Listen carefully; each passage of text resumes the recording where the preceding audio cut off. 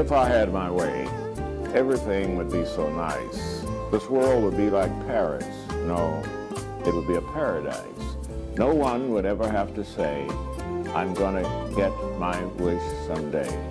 All one would have to do is say, this is my order, if you may. Welcome to another episode of The School Without Walls. I'm host and founder of this educational program. My guest today is Mrs. Teki Winston, Director of 4-H Club and help me out. Co-coordinator of the Peace Corps Prep Program. Yes, here at the University of Arkansas at Pine Bluff. And we also have two students who will come forward later, Ashlyn Carlton and Randy Thompson. Is that right? Ashlyn Carlton, yes, and Randy. Ashlyn. Yes, Ashlyn. Mm-hmm. Ashlyn Carlton. Yes, sir. And Randy Thompson. Yes. Okay, nice to have you with us here today. What I want you to do is just tell us about, first of all, before we get into your work, you're a native of this state, I understand, right? I am a Pine Bluff native. Pine Bluff native. So I was born in Fayetteville. My parents were in school there after they graduated from Dear Mother here at UAPB. But I was raised here in Pine Bluff and graduated from Pine Bluff High School. You give me your parents' name. Eugene and Mary Hunt. And he is an attorney here in the city, is that yes, right? sir, he is. Okay, he's a wonderful person. I know your mother also, but I know him. I'm better acquainted with him. Okay, nice to have you with us. And you have 2 children. Yes, sir. Give us their names. Well, I have 2 birth children. I have 6 in all with my husband. But my 2 birth children are Joshua Jimenez Hunt and Naomi Jimenez. Okay, and you? And my other, K-Ron Winston, Kaylin Winston, Michael Winston Jr., and Malik Winston. Okay, that's a nice sized family. Yes. Now tell us what you're doing here at the university, your work. I am the director of the 4-H Youth Development Program here for the university. As an 1890 land-grant institution, we have a extension program, and 4-H is the youth arm of that extension program. And every land-grant university has 4-H, but all of them don't have the collegiate 4-H.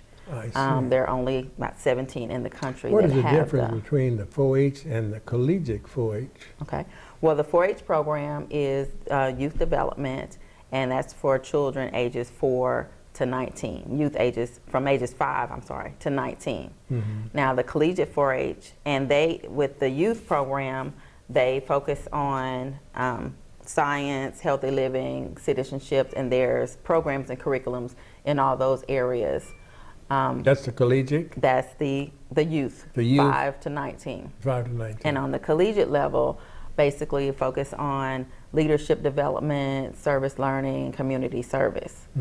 So those students actually have opportunities to volunteer in the community as well as on campus, and sometimes help out with the youth that are in the 4-H in the community. Are there classes where you teach them, or is it all field work? It is not classes per se, like you would think of sitting in school, classes. Traditional classes. 4-H is all about hands-on learning. Everything is done, the curriculums are for them to learn by doing. I see. So, like this year's National Youth Science Day project, they made a fitness tracker, the students did, and they got to control it by a cell phone to see what their heart rate was, if they were running, jumping, or kicking. But they got to do the electronic part, put it all together, and then they got to put it on and see how fitness trackers actually work. Because, they see them all the time. That's excellent. Now, what department was supervising them in that here on the campus? The 4-H. The 4-H division. Yes. Had that science, had those skills. I see. That's excellent, excellent. Any other projects you want to mention that you have experienced? Well, right now we're working on a healthy living grant from the Walmart Foundation through 4-H, National 4-H Council, and going into schools and community centers, teaching them healthy living habits, balanced diet, how to make healthy meals, teaching kids, you know, how to make healthy meals, and they can take those skills back home to their parents and say, hey, you know, I want more colorful vegetables. You know, and they'll know the value of, you know, why we need to eat certain colors, vegetables, and things like that. You know, when I was a youth, I was a part of the 4-H club. I was a member of the 4-H club, I should say, and I think, is this anything related to where we would raise gardens and different things like that? Is that a different thing? That is still part of the program. Yeah, 4-H initially was, when it was founded, was initially with the farmers' children, because Extension was already helping small farmers, and we still have a small farm program here at UAPB.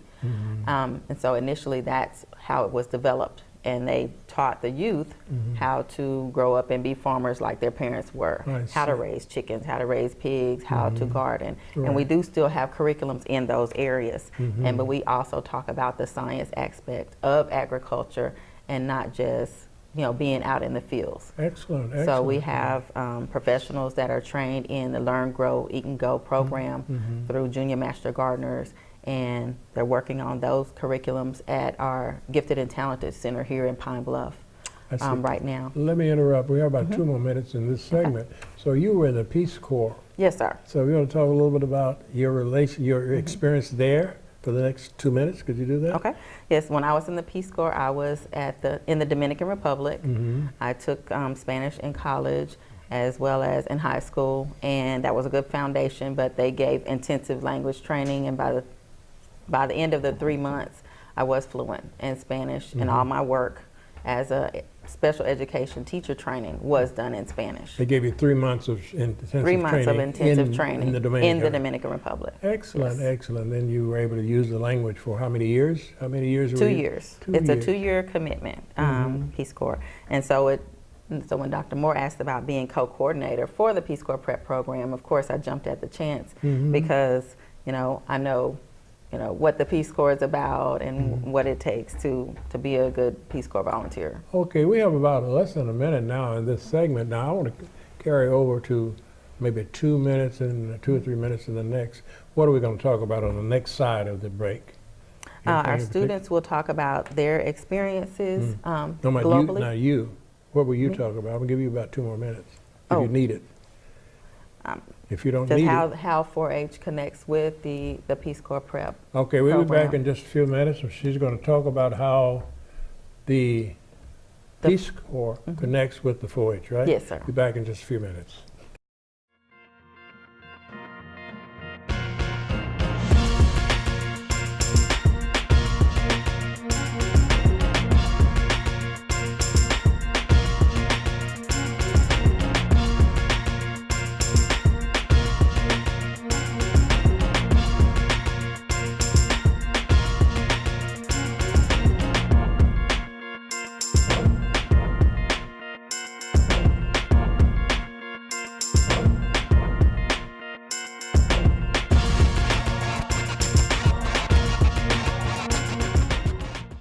Those of you who just joined us, I'm Dr. Anthony Hobbs, host and founder of this educational program called The School Without Walls. I have a student here interviewing by the name of Ashlyn Carlton. Yes. Hi. And you are a junior, did you say? Yes, sir. And you hail from Illinois? Yes. Up north? How had you been to the South before you came to university? Yes, I have a lot of family that lives here. Is that right? Yes. So it wasn't a shock to transfer? No, not at all. I see, okay. All right, since we don't have a lot of time, let's get right into your trip abroad. I understand you've been in Africa. Yes, sir. What country did you go to? I had the opportunity to go to Ghana, Africa. Yes. Ghana, Africa. That was your first trip to Africa? Yes, sir. Tell us about your experience, what you did there, and so forth. Well, I went to Ghana over the summer for 4 weeks, and I got to participate in a lot of service learning projects and learn about the culture. Give us some of the people. projects you were participating in. Well, we got a chance to volunteer with the local elementary school, which they call the basic school. Basic school? And How many years does the basic school I believe what does it goes up consist to of? 5th grade. 5th grade, that's I believe. basic, I see. Yeah, I might be wrong, but we also got to volunteer at the local orphanage and the bakery, as well as the radio You said station. the bakery hmm and the radio station. Yeah. I see. What did you do at the radio station? Something Sing? like this. We did interviews. You didn't sing?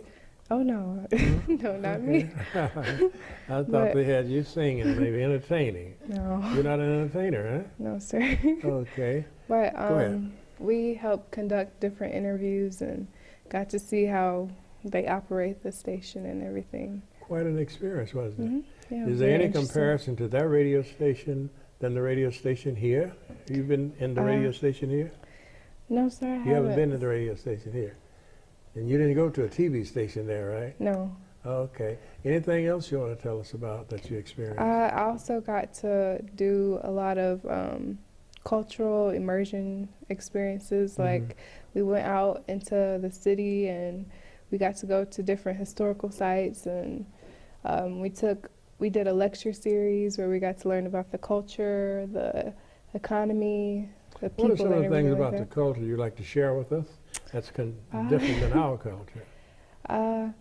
Really, Ghanaians are they're very proud of who they are, and they're very spiritual people, and they show it in the way they walk, they talk, and even the way they dress. So They walk with rhythm, don't they?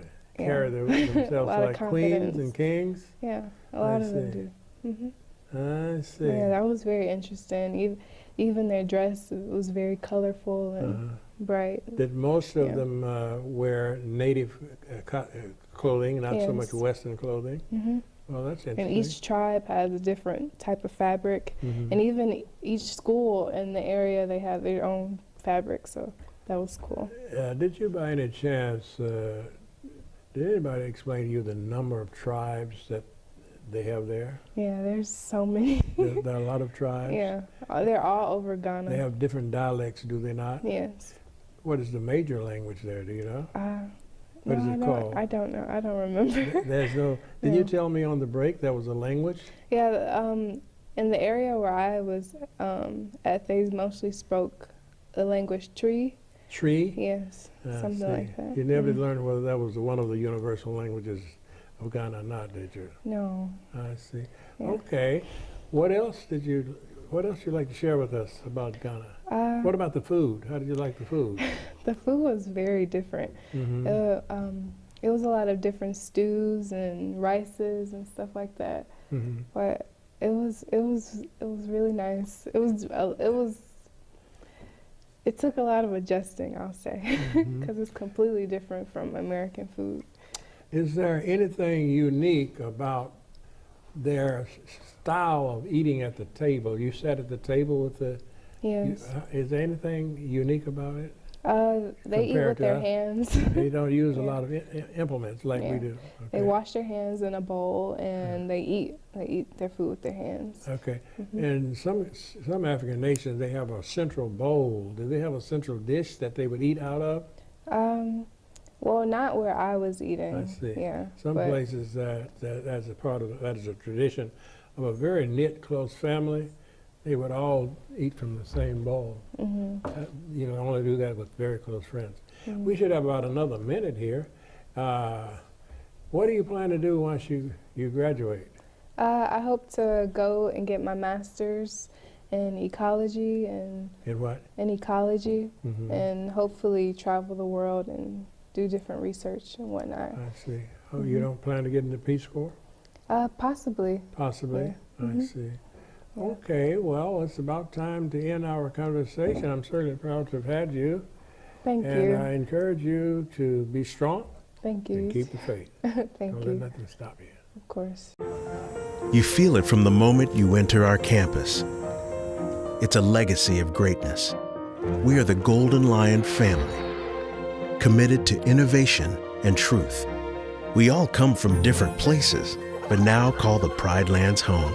Whether it's the sciences, arts, or business, we're shaping the minds that one day will reshape the world. The University of Arkansas at Pine Bluff. Become a part of the Pride. Are your children in the right car seat for their age and size? Is the seat supposed to be forward-facing or rear-facing? Did they move to a booster seat too soon? It may be too late to check when you're on the road. Fortunately, you're on the couch. Car crashes are a leading killer of children 1 to 13. Don't think you know. Know you know. Those of you who just joined us, I'm Dr. Anthony Hobbs, host and founder of this educational program called The School Without Walls. My guest is Mr. Randy Thompson, a student here at the University of Arkansas at Pine Bluff. He's a mass comm major. Yes, sir. And you're from St. Louis, Missouri. Yes, sir. And you're, what else did I get here? You broadcast journal. Sophomore here at the university. You're a sophomore here. Yes, sir. Okay, I understand that you have been to China. Yes, sir. How long did you stay there? I stayed from May to the end of July, so it was about 2 months. That was quite a trip. Yeah, it was a long trip. Just tell me, what caused you to have interest in going to China? Well, my main interest in going to China was basically to kind of get to learn the language because the program I was in was a language intensive course, and I know that Chinese is like one of the most like up and coming languages that people should probably know, so they can start better networking with other, communities and other countries and stuff like that. So that was my main objective in going to China this summer. I see. Now, speaking of China and language, did you learn how extensive that language is other than the nation of China? Is it spoken anywhere in the world that you know of other than in China? There are different variations spoken all over the world. Like I know in like Korea they have different versions of Chinese, and in Japan they have different versions of Chinese as well. So, well, Japanese, but they all take from each other. I think I'm understanding this. Let me make sure we're clear. Many of the Japanese citizens can speak Chinese, but Yes. they still have their own language, Yes. Japanese. Yes, correct. Same thing with Korea, Correct. because of the relationship and the location and the kinship, I would guess. Correct. Okay, that's very interesting, very educational. Okay, tell us more about some of the uniqueness of China compared to your USA. Okay, well, I attended the Beijing University of Chemical Technology. It's a really renowned school in Beijing, China. So like I said, the program I was in was a language intensive. Every day from Monday to Friday, we have class from 8 a.m. to about 11:30. And then some days out of the week, maybe like on a Tuesday and Thursday, later that evening, like around 2, we'll have a culture activity, like we painted face masks and painted Chinese masks and did like other culture activities like that. One of my favorite things we did, we went to the Great Wall of China, and that was just a beautiful experience to get to say I lived through. Yeah, For yeah, sure. yeah. Did you ever hear anybody say how long this wall was? No, I actually, I As had no prior knowledge. As far as you could see, it was wall. It was right? wall, Very all long. wall, yeah. Yeah, I remember sometime it was several hundred miles long. Yeah, I it's very remember long, that. very I long. remember exactly, and it's very wide too. Yes, You can and very drive a steep. vehicle. Vehicles can be driven up on the wall, I think. Yeah. I wonder why did they call it the wall? Like they would have called it something else. Well, from what I remember, I think the wall was to protect the Chinese people from invaders. invaders. Yeah, That is so true. so Yeah. it was mighty long. I'm going to share a little story with you that I was told. You know, China's a very old civilization. Yes, very. You know that. Very. And that was one way of protecting themselves from the enemies, and said China was able to do that. But one of the problems was, once they looked outside of the wall themselves, folks were driving vehicles. They were still riding. They were still riding horses. That was one of the disadvantages. There's so much for that. Let's move on with you. What about you travel within the city, right? You didn't go to the Yes, I countryside. didn't go to any other provinces in China. No, You just said within the, what city was it? Beijing. Beijing. And of course, I have an interest in the ethnicity. Did you see anybody other than the native Chinese people there?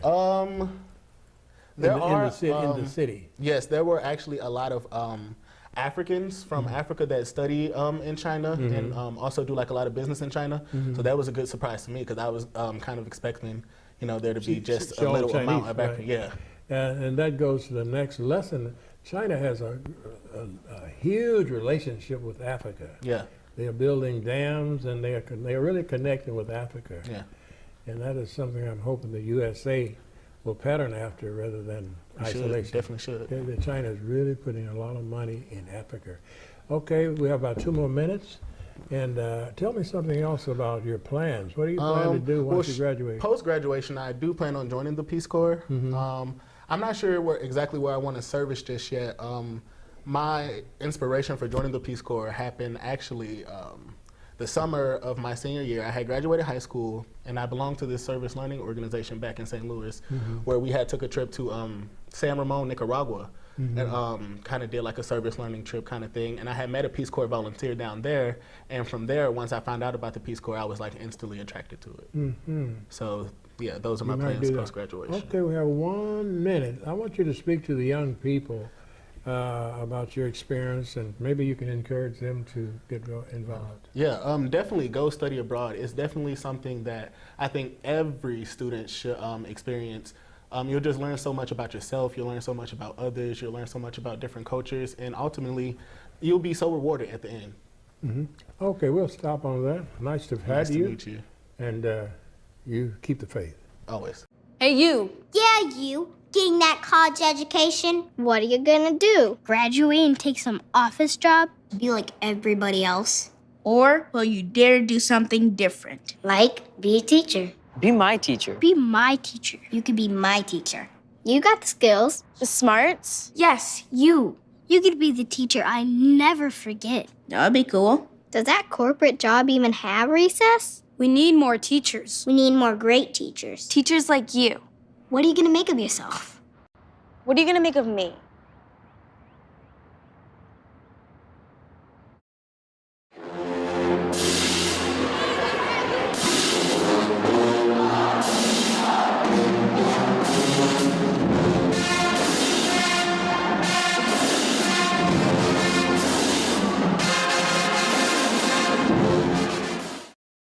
Those of you who just joined us, I'm Dr. Anthony Hobbs, host and founder of this educational program.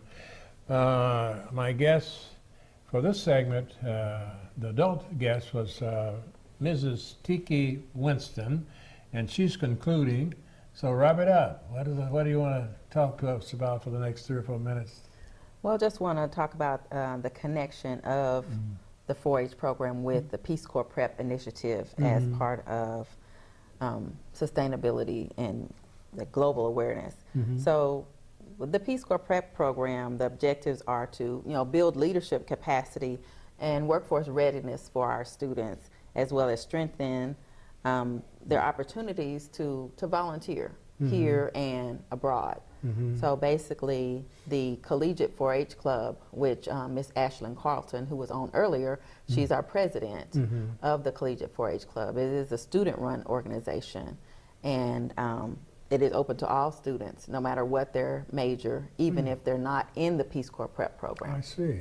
But those students that are in the Peace Corps Prep program are required to be a part of the Collegiate 4-H so they can have that connection for plenty of volunteer opportunities in the community and on campus. Look, we have perhaps about 1 minute. I want to, well, 3 minutes I see, but I want you to talk about leadership. We've stressed leadership. Yes.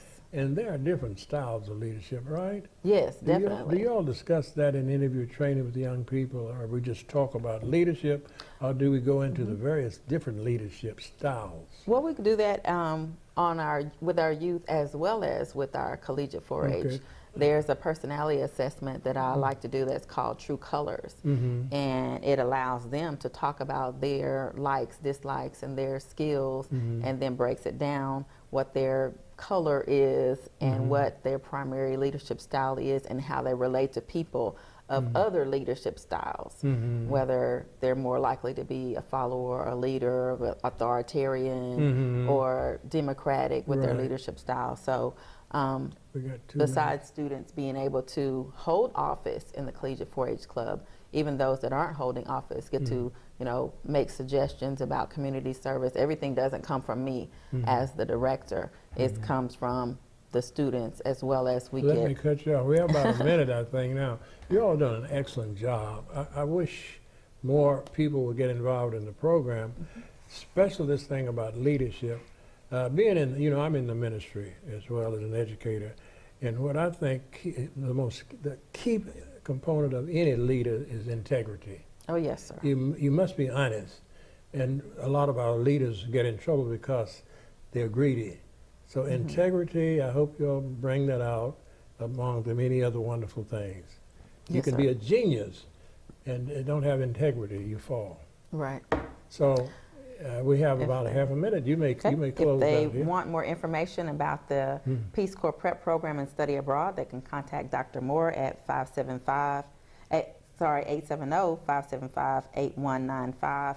And if they would like more information about 4-H youth programs as well as our collegiate program, they can contact myself at 870-575-8538. Okay. All right. That's it. Thank you so much. Thank you very much. Okay.